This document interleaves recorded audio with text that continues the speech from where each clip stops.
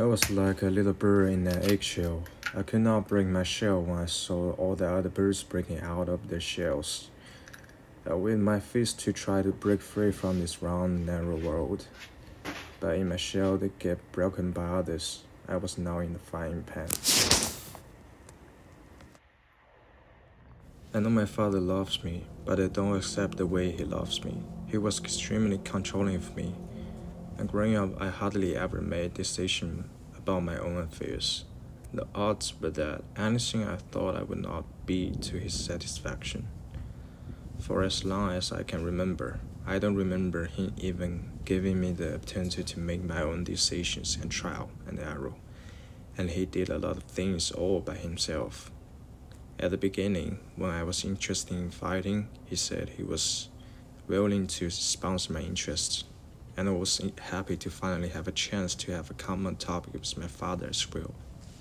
Since I was also interested in fighting, every class he would watch from the sidelines and take notes for me with his phone. However, after I took a few basic classes, the gym code changed, and a new coach came in, who was a boxing champion in Sichuan province.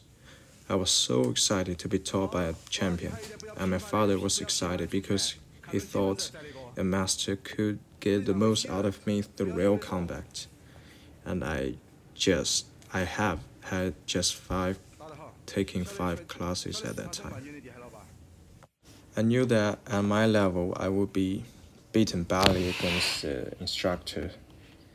I thought that playing live matches without a solid foundation was blind and would not allow me to grow, and would even have the opposite effect. I told him my considerations, and he said I didn't understand that, and that it was most useful to stick to the actual fight. Hearing that he was not respecting my opinion again, I made a habit of not speaking. The coach politely refused my father's request at first, but my father insisted that coach play with me in the real battle. In order to convince the coach, he bragged about how well I practiced and told the coach not to underestimate me. With my father's relentless bragging and motivation, the coach decided to give me some credit and then let my father take back his arrogance. He was just a layman too, but he was still directing from the sidelines, and I had to pay for his bragging because I was his son.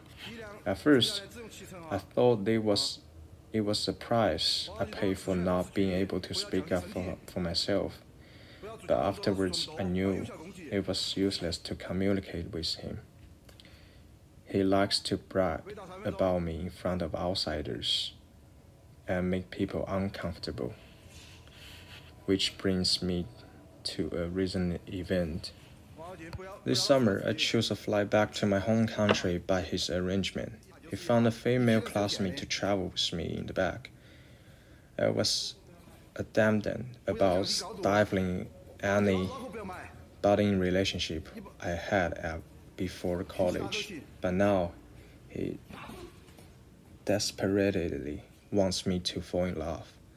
So he started his bragging to the female classmate, who didn't even know me, and sent my personal photos to her without permission. If that girl hadn't told me, I wouldn't have known that I didn't have any privacy with him. When I suppressed my emotions and went to confront him, he even told me that I didn't have enough experience in life and that it was called psychology. I felt devastated. But the truth is, again, I couldn't find a way to shout out what he was offering me.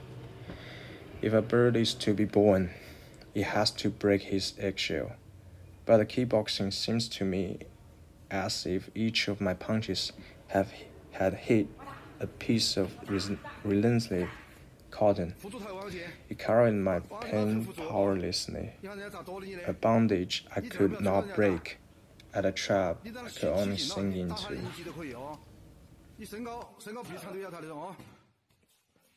双手把头扶住。去！